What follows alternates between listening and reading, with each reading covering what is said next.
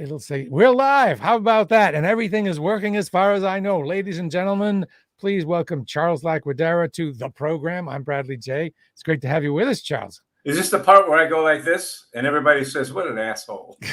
Yeah, that would be that part. I won't do that. I won't do that, I promise. You look like you feel well. You look like you feel rested and ready. Yeah, it's kind of like if this was an emoji, it would be like this, you know. Okay. Now, the reason I have you here is because I just love what you do on your Facebook page. You talk about politics, but you do so in a way that's you're able to keep everything pretty light, even when other people try to get mean. You keep it pretty light, and I guess that's my first question: is how the heck do you not get angry when the people say the stuff they say? I can feel my blood pressure rising, but you seem to be able to not take it personally and just respond to them with wit and put them in their place when necessary. And you give them a lot of rope. You don't, some people that deserve it, you don't smack down at all. What's your secret? Well, it's just like the way it's always been, like, you know, in radio and BCN radio that we all did.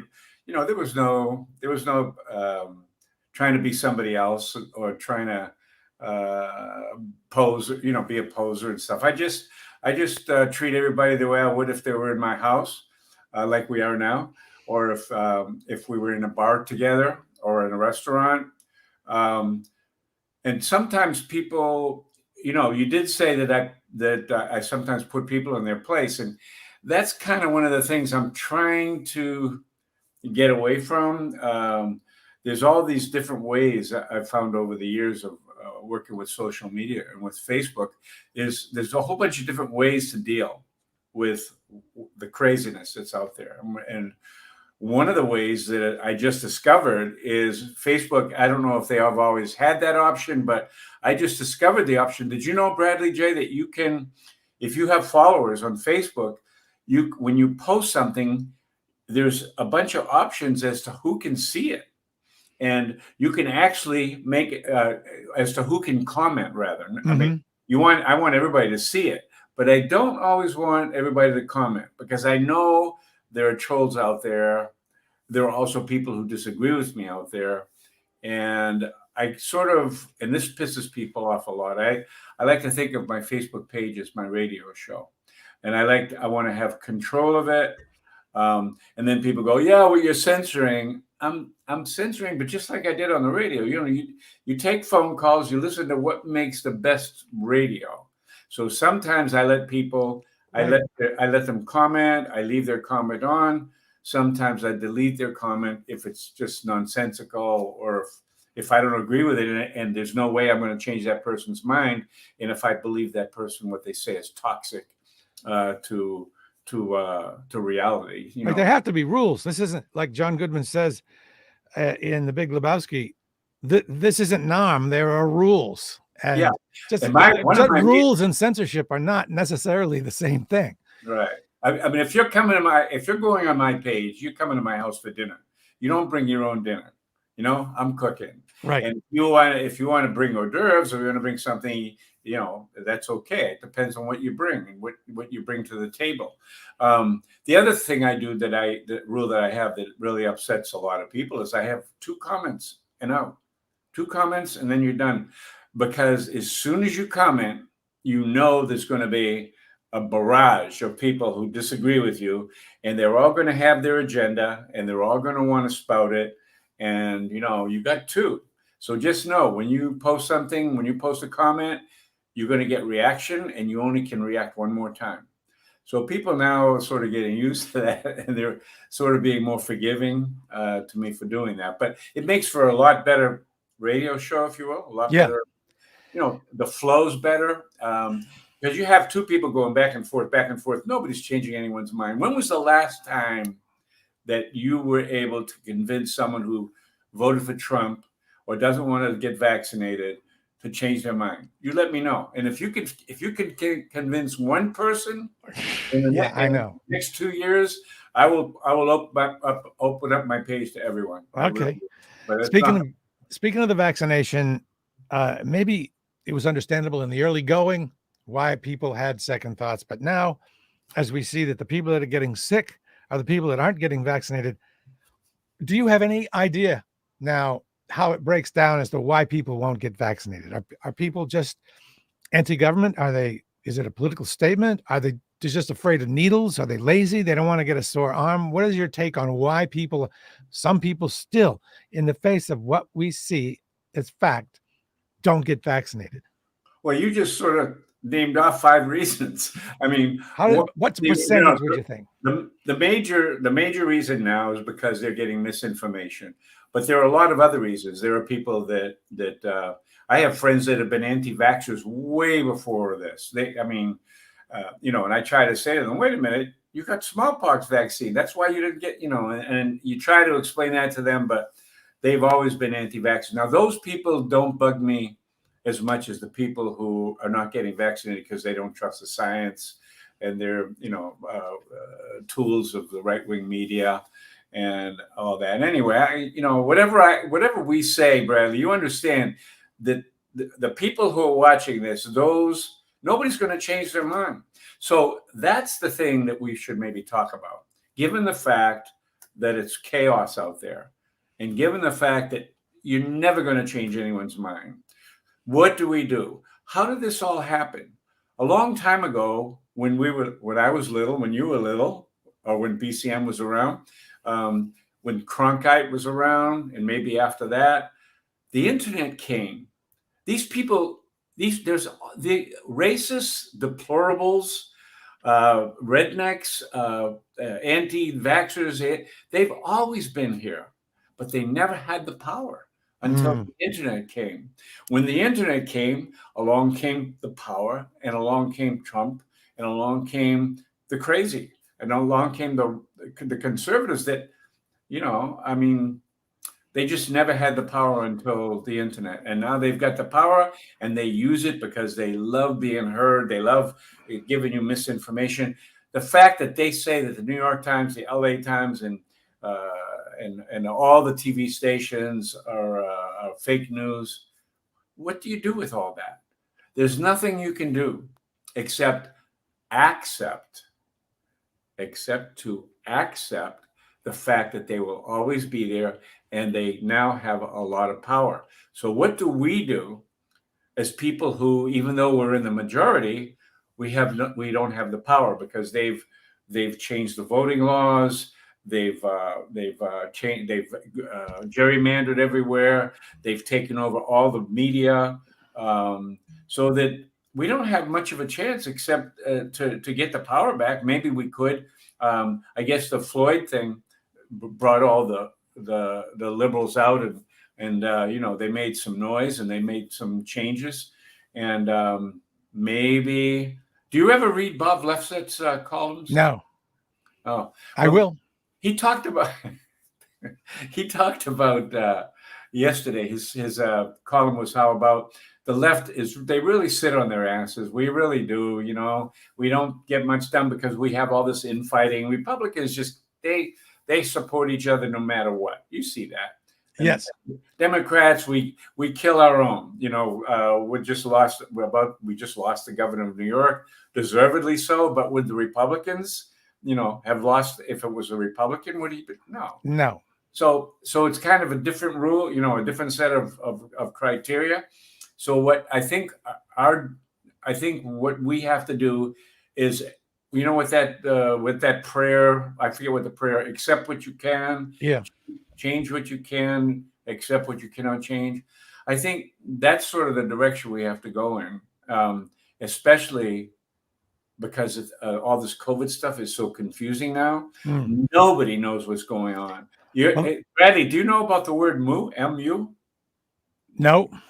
Okay, trust me. 3 years ago, no one knew what the word Corona was. Everyone thought it was just a beer, right? Correct. And now everybody knows what Corona means. Trust me, in 3 weeks, everyone will know what the word mu, M-U, means, because mu is a vaccine now. A virus now that's coming out that there's no vaccine for it. That I hate to be Debbie Downer. What's all this mean? The point is, nobody knows what. Do we mask? Are we not mask? We're not going to. Of course, it would have been great if everybody masked and if everybody took the vaccine, everything would be gone now. But You're not going to tell them that. Nothing's going to change. They're always going to be out there, the people that don't mask and the people that don't vaccinate. And now the vaccines are starting not to work. So what do? One thing the liberals can do is, as you mentioned, stop eating their own. If you have somebody who's a pretty decent person who's going to get the job done, you got to overlook some small stuff because nobody's perfect. You got to get the power before you can talk about policy. Just shut up and get the person elected and then haggle over the policy. You know, what's funny, Bradley, is most of the people we know, and I'm definitely generalizing here, but most of the liberals that we know would make great presidents, would make great leaders, because we know what's right. You know, like Biden has all of these things going wrong. He stutters. He sometimes makes wrong, but he is smart enough to get people around him, and that's what we would do. If I was the president, if I were the president, or you were the president, you'd do great. I'd be excellent. I don't know. Of course you would. We'd all be excellent, but we don't have that power, and the president doesn't have that power. And there's too much other stuff going on where you have to tread water and you have to make changes. You can't. Obama was supposed to make everything perfect and he couldn't do it. Clinton was supposed to make everything perfect. He couldn't do it. Reagan was. I mean, everybody. You just can't do it. So you just have to just survive. Branching out a little bit.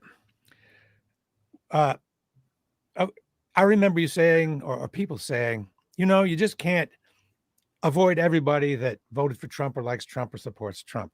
You have to try to get along. Bill Maher used to say that. But in the light of January 6th, is that still true? Are you able really to hang out with somebody that still says the election was stolen and yay, Trump is awesome, knowing what we know now? Because their values must be so wildly different from yours at the very core.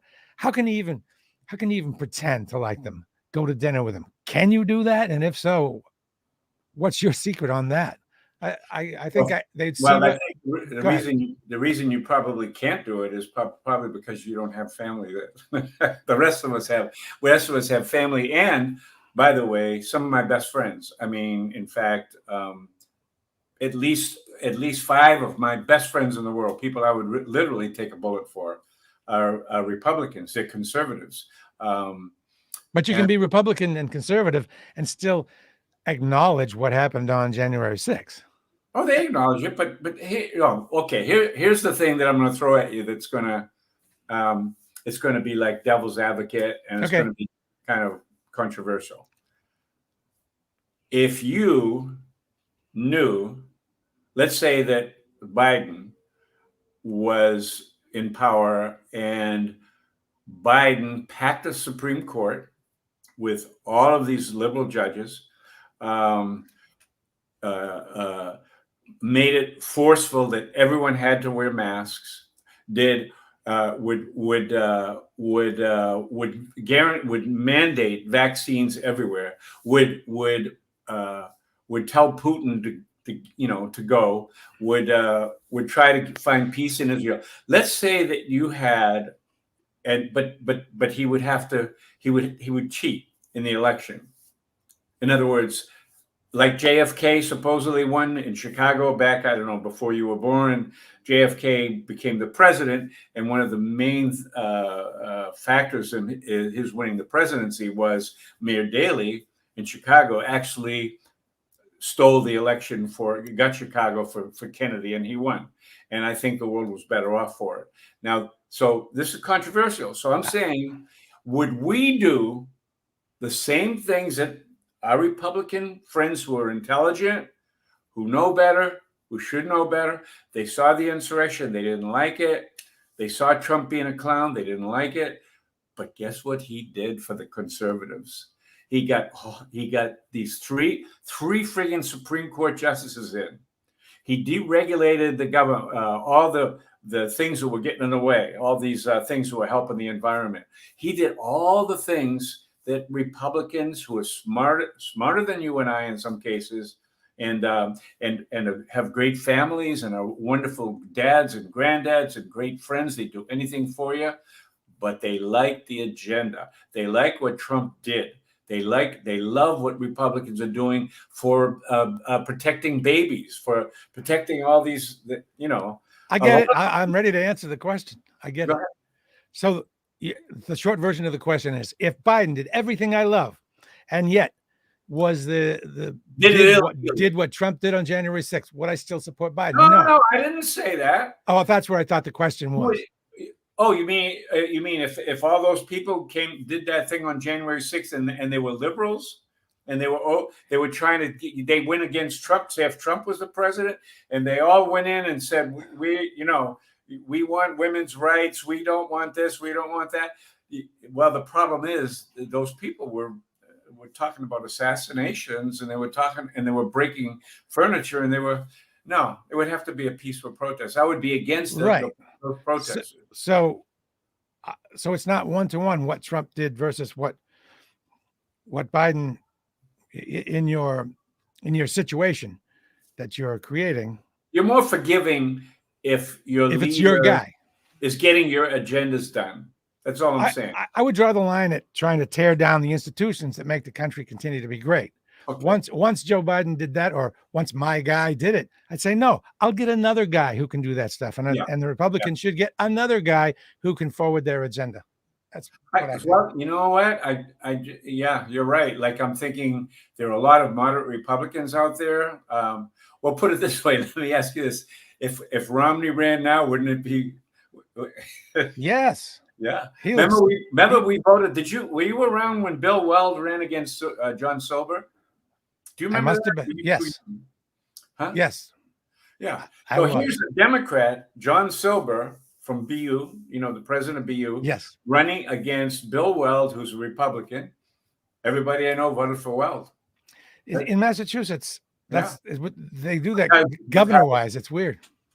Well, the reason it's not weird is because Bill Weld was much more liberal than John Silver. Right. So, liberals want to make their agenda stay no matter who's got, no matter what the label is.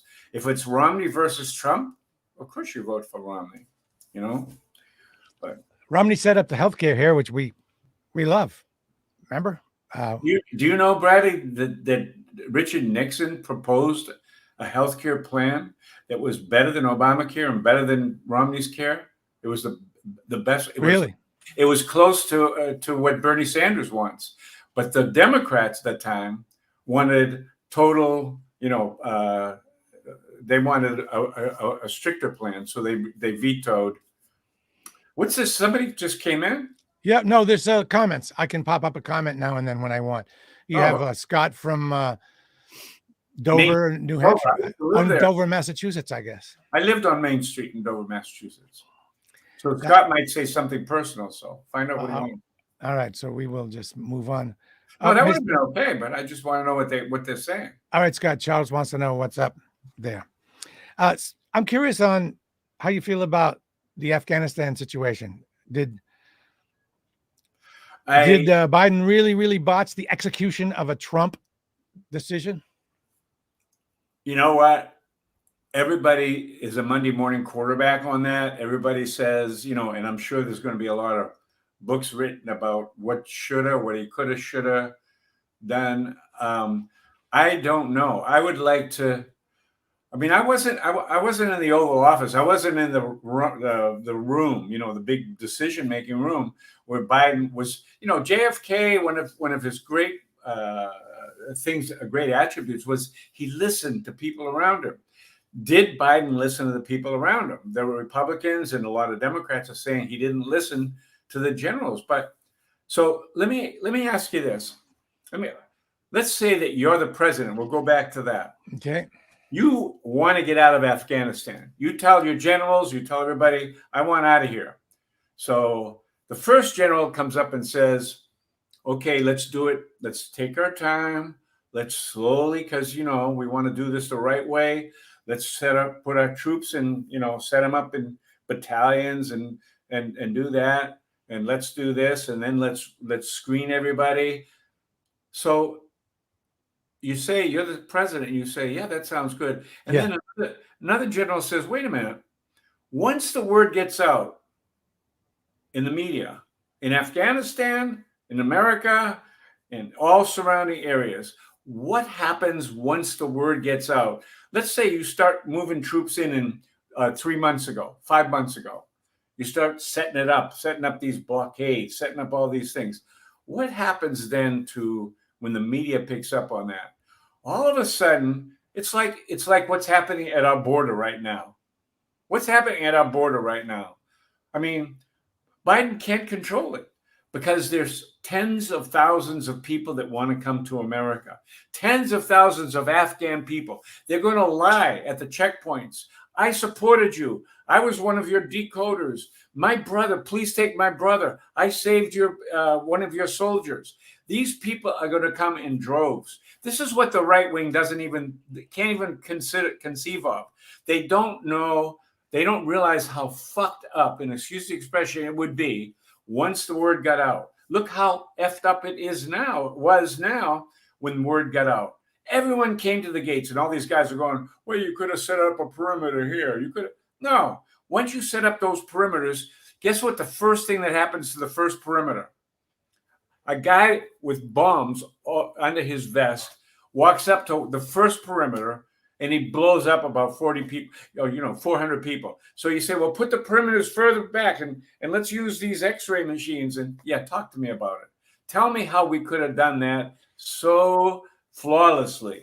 That would have been the smoothest friggin' evacuation, because America is really good at evacuating. We're so good at losing wars. We were so great in the Civil War, in the Second World War. After that war was over, nobody knows how horrible it was after we left Germany. And people were killing each other. And the same thing in Vietnam, those helicopters and all that. Yeah. No. What about this? Look at Skip Joe. Wait. Skip Joe Ferranti. This is my Republican friend. You just lost what he said. Something about... You want to see him? You want to see the comment? I want to see the comment, please. Okay. That would not have happened because U.S. forces controlled Kabul. So what does that mean when you control? What do we control even in America? They couldn't even control the assault in D.C. He thinks, Skip and all these guys think that our troops, they have these X-ray machines and they'll know, they'll be able to screen this guy and that guy. How do you screen tens of thousands of people? How many perimeters do you make, Skip? I would like to talk to him in person. Can you bring him up? Or no, I wish I could. No, these guys are just now that makes me crazy. So I've not seen this. I can see your blood boil. This guy Trump. This guy never said one word about all the crap that Trump did. Not one word. He sits and waits for something the liberals will do that'll make a mistake, and he just plunges. He attacks because he could have done it better. Trump did it better. All right. Let me throw this at you. What do you think?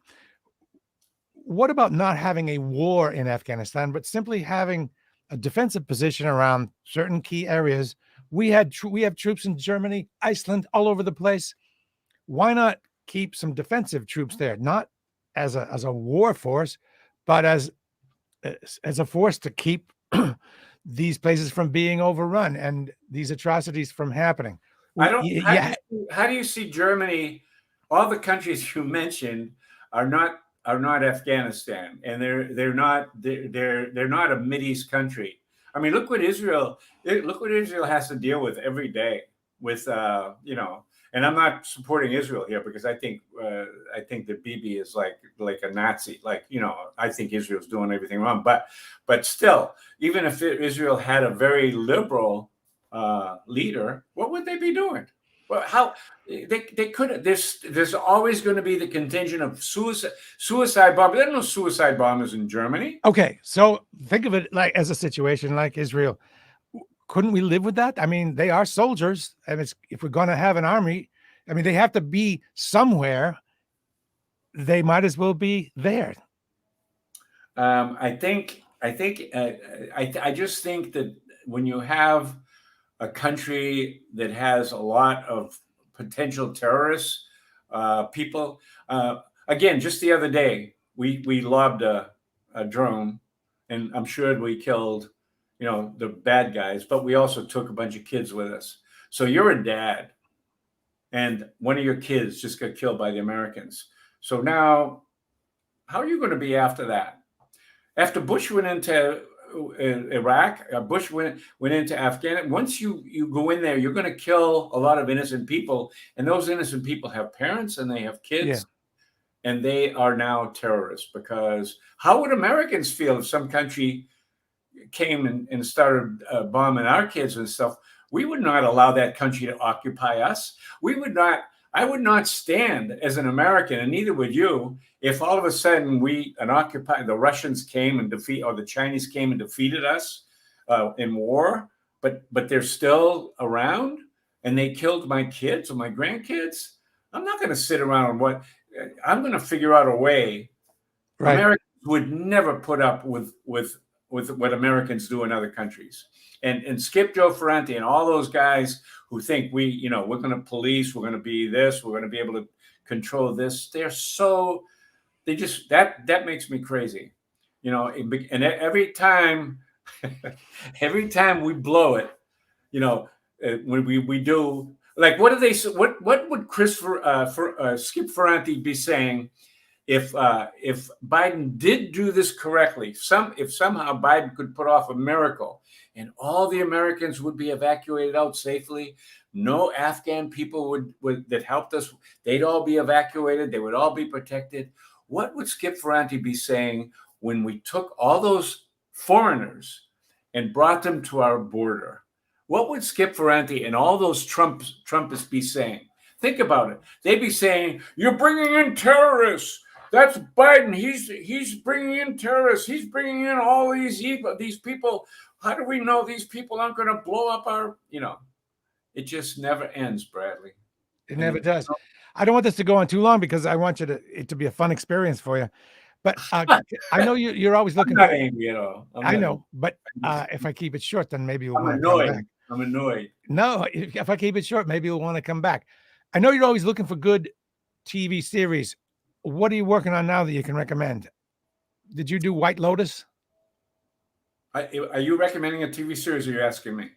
Well, I asked you first, and then if you don't mention it, I'll recommend it. Okay, you can recommend White Lotus, and then I'll recommend one of the best TV series out there.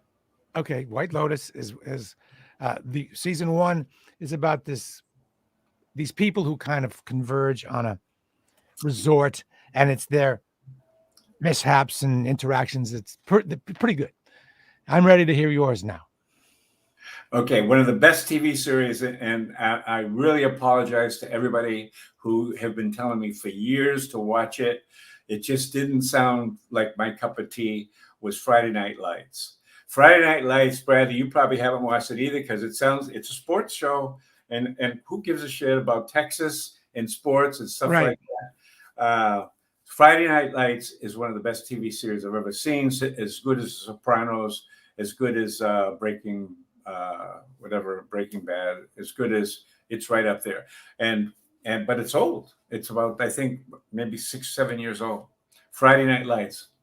Once you start watching it, you will not be able to stop. The directing, the cast, the storylines, the acting is just terrific. Okay. I do want to ask you about one more thing. Bill Maher. I'm generally a huge Bill Maher fan. How do you line up with Bill Maher? I agree with most everything he says, except recently he's becoming a bit of an anti-booster vaccination guy, which is kind of irritating. Yeah, I don't know what he's up to. I think hanging out with Ann Coulter is getting in his head. I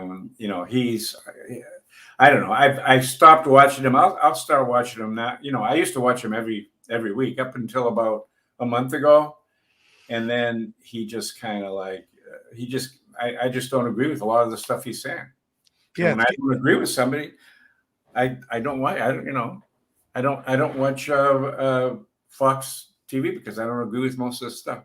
Okay, Mark Pothier says, with all due respect, as good as The Sopranos. All right, Mark. I said almost as good as The Sopranos. Almost as good. If I said as good, I didn't mean it. Are we going to watch the Sopranos movie? Is it a movie or a TV series coming up? I don't know. I think it's a TV series. It's the precursor. Is that what you call A prequel? The prequel? Yeah, precursor. The prequel to The Sopranos is coming out, and I forget the lead guy's name, but his son is in the lead, playing the lead. He's playing him. He's playing his dad as a young boy. So I look forward to seeing that. That's going to be. It's something about New Jersey. All right, Charles Laquidara, folks, ladies and gentlemen, always super fun to hang around with. I really appreciate it.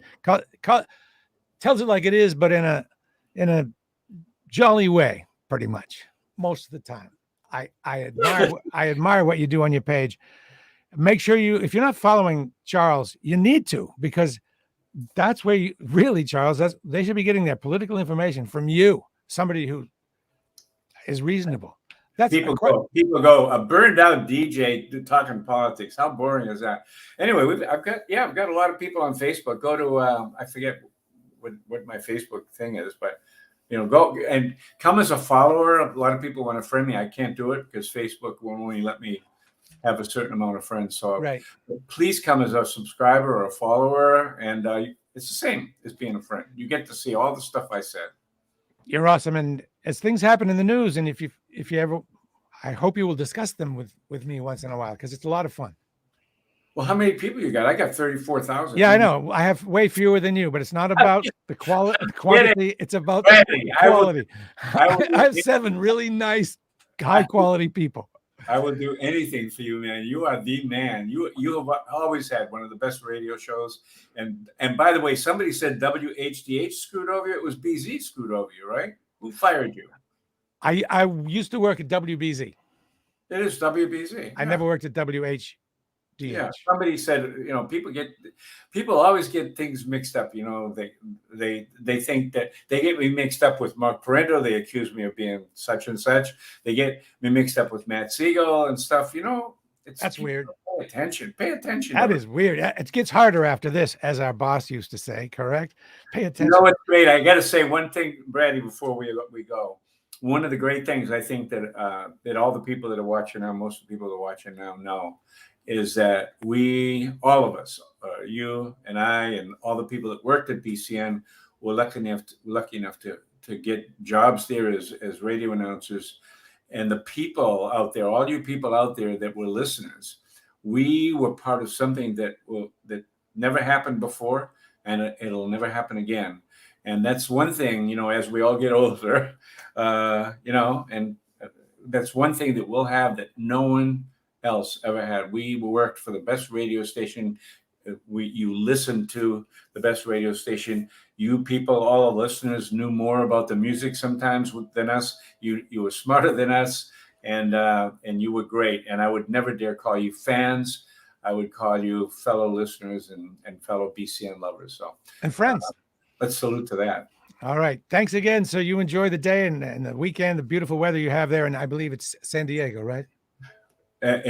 What? Where are you now? I'm up and near San Francisco. I'm in a town called Larkspur. Okay, everybody. So listen, if the creek don't rise, if the good Lord's willing, if there ain't no meltdown, and if Roe versus Wade doesn't get totally decapitated, we'll do it all over again next time right here on Bradley J's live show. Whatever. Thank you, Charles. Talk to you. Bye, everyone. Bye. Love you.